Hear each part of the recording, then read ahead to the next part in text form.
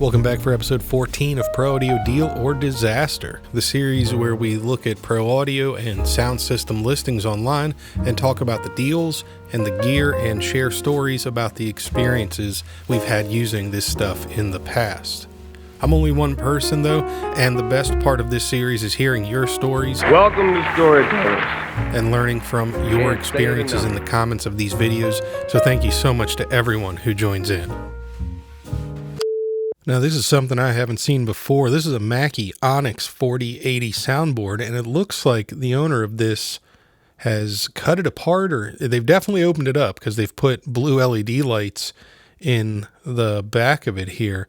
And you can see that they've inset, I forget the model number of this DigiDesign audio interface, but they've inset it into the work surface here. And what's unusual is this console, I don't think it ever came in a configuration like this as far as I've ever seen. The wider version would have been 40 channels, but this console here only has 32 channels. And the 32 channel model wasn't laid out like this. It had 2 banks and then the center section and then 2 more banks. So this looks like they took a 40 channel and moved these channels down, but even then, this section looks too wide, right? Like, so I don't know what I'm looking at here. If you've got more experience with these Onyx mixers and know what combination of mixers they used, like I think they made a sidecar. Is this a sidecar they've modified? It's really confusing looking at that, because that definitely looks like it's 19 inches wide. What are we looking at? And then they've put blue LED lights in the back. They've got some other knobs going on here. They're very thin on details. It just says Mackie Onyx 4080 soundboard, analog mixer, and DigiDesign mixer. Works with Pro Tools 10, includes rack effects shown in the picture. So, and they've added this like homemade insert here with a cable pass through and what looks like some 1/4-inch outputs. And maybe that's a power cable coming out there for the LED lights. I'm not sure what they're doing with the LEDs, but yeah, very interesting modified Onyx 4080. So yeah, did any of you have an Onyx? I know these were super popular in the church world for a while. So I'm sure plenty of you have time behind these. Let me know what you think of this though. This is pretty creative. Now this is something a little different you don't see every day. This is a complete mobile sound system and lighting PA system with a 2007 Freightliner bus, and that whole thing, that whole package, this gentleman is looking for $30,000. Let's have a look at what is going on here. This is very interesting. Massive sound and lighting setup, including a 2007 Freightliner bus that fits the entire sound rig, 50 foot of custom rail, 80 foot of 14 by 14 trussing, can do live band or DJ, everything needed to plug and play, cords, lights, lasers, fog machines, projectors. Also available for rent until it's sold. So you could, try before you buy kind of thing, I guess. You could rent it out for the weekend or for an event. I see that the tops are ratchet strapped around the subs, but what is this roof that the lights are attached to? This is very hard to tell what's going on here. Okay, so yeah, they've got like a projection screen. I really want to see some close-up photos of this roof structure because that looks like it's made out of 2x4s. And what is the 50 foot of custom rail? Is that this? This looks like a livestock feeder, one of those circular things that somebody just placed in opposing directions. And he's got a lot of plastic pallets, so that's good. Keep them up out of the mud for sure, because you definitely don't want to be loading a bunch of dirty, muddy stuff back into your bus. And there's the tops. It looks like there are only 6 of these in the system. And yeah, there's the rest of the speakers. Again, there's not a whole lot of information given on what the system actually is. The reason for the sales, I have nobody to help me run or set up the system anymore. And as a disabled veteran, my health has to come first, and it's time to move on to other things. Fair enough there. This has to be quite a job to deploy this. But yeah, so that's interesting for sure. I don't know what the system is. If you recognize the speakers, leave a comment down below. And if you've heard the system in use, if you're in the Galesburg, Michigan area.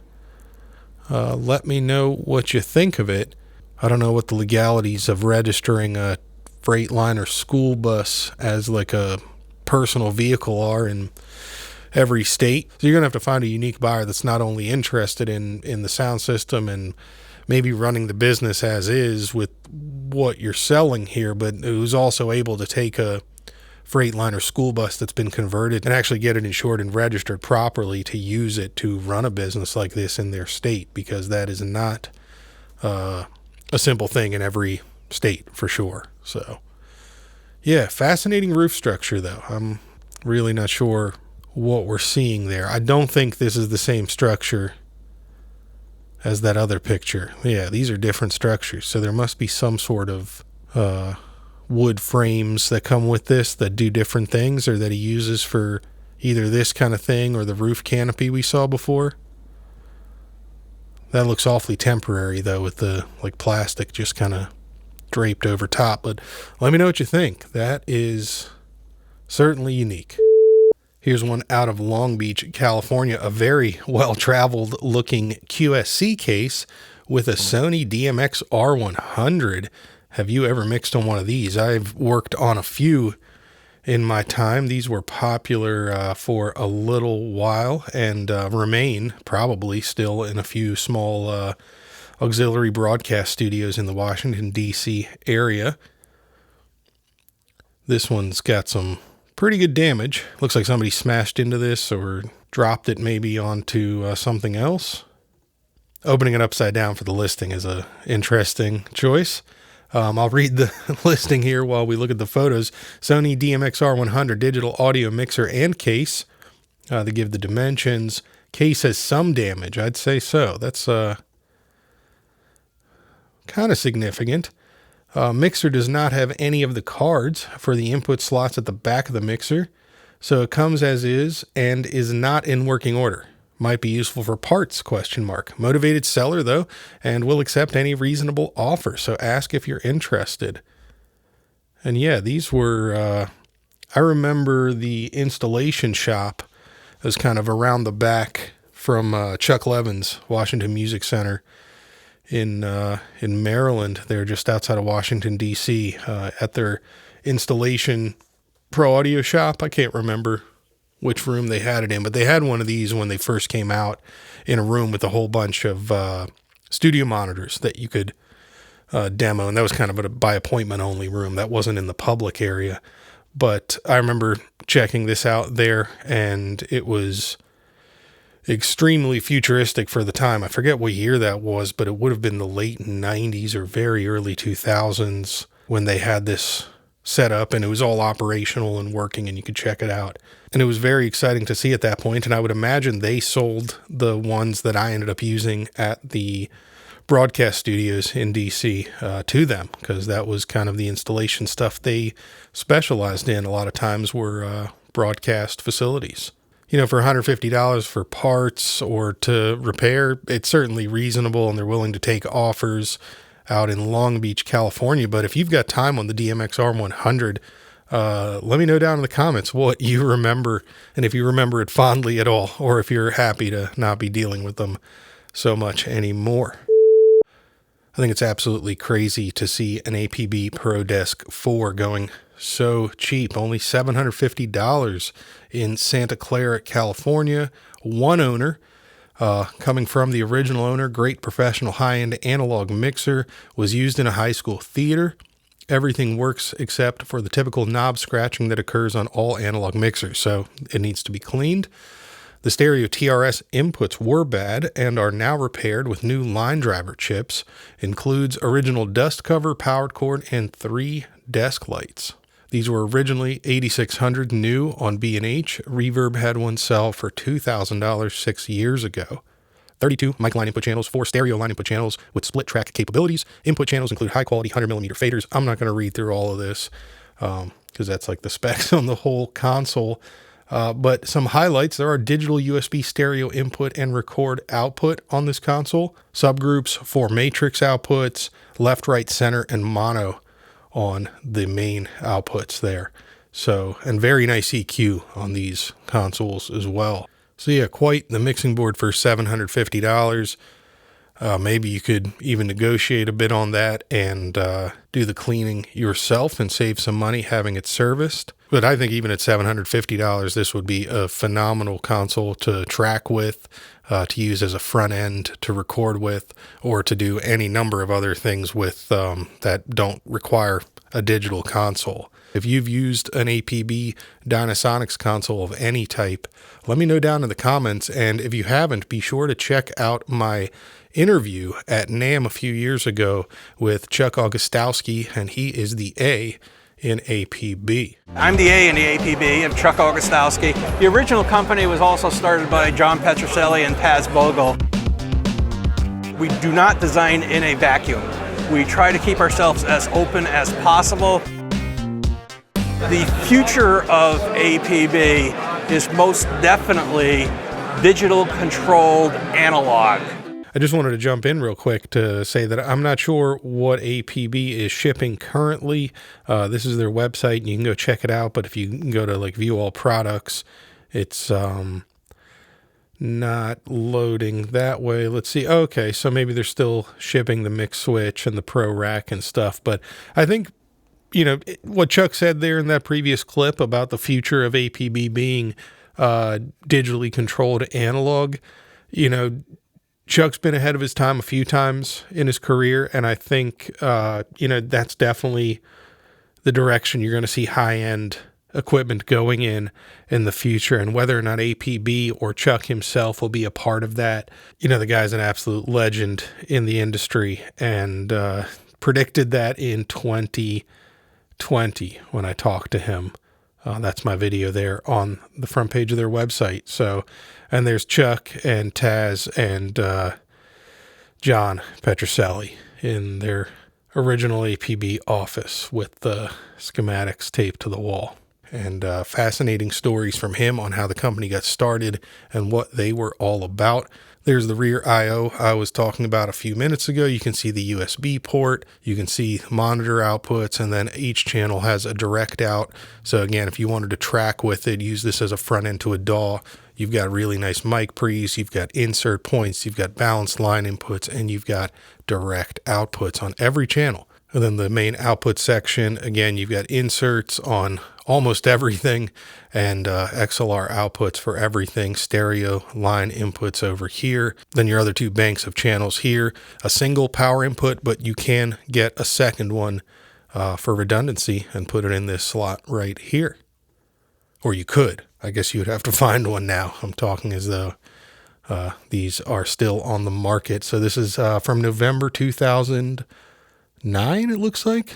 So yeah, this is just a beautiful console in very nice condition. It's been well taken care of, especially for a high school theater. And also, man, what a high school theater that must have been to have a ProDesk 4 at front of house to learn on. Very, very cool stuff. I'll leave the link for this listing down below. If anybody is nearby and wants to go grab this, I doubt you will be upset with your purchase. This is a very, very nice mixer. Okay, we're back to basics here. This is the good bread and butter PA system kind of stuff that I like to see and look at because it's the weekend warrior sound systems that I think we can all relate to. No matter what we're doing now, we probably all worked on sound systems like this. So let's have a quick look. Retiring from the sound business. Congratulations. Good work getting out. And have an almost turnkey sound and lighting system plus lots of extras up for sale. This system is capable of doing indoor and outdoor shows up to 2,000 people. The system will need a few upgrades in order to do larger events, but is otherwise ready for your next event. System includes a number of mixing consoles, amps, speakers, monitors, mics, effects processors, lighting equipment, etc. This is a video log. Oh, we got a video. Okay, hold on. I'll cue that up here in a second. This is a video log of the equipment and how the system performs. Serious inquiries only. Contact me if you're interested in an equipment list. The system will be sold as a package only. $12,000 or best offer. Hello. The date is April 1st, 2023. This is a video log of the equipment we have for sale for our sound company. Okay, so we're going to start over here.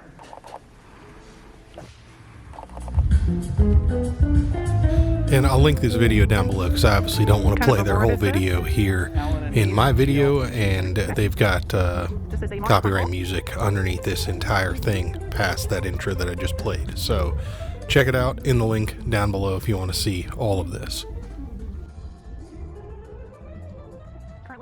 And this was the PV monitor console that had split built in to the input, so you could fan out right from here to front of house and have a monitor and front of house console without having to carry separate split. So very, very cool, although old.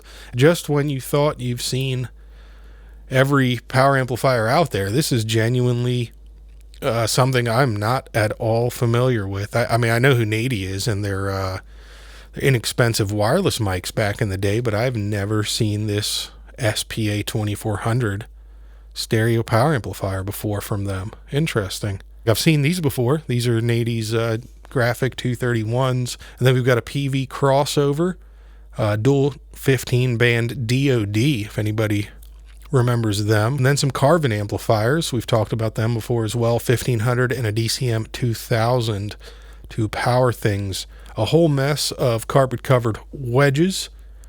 Not really sure if those are the only amplifiers we're getting. That seems a little light. What do we have? Symmetrics, dual 31, Lexicon, MPX 100, another Symmetrics dual compressor, some Behringer compressors, Digitech Studio S100 multi-effects, and then the old PV Gatekeeper, which was a favorite of a lot of people for gating toms and other drum mics.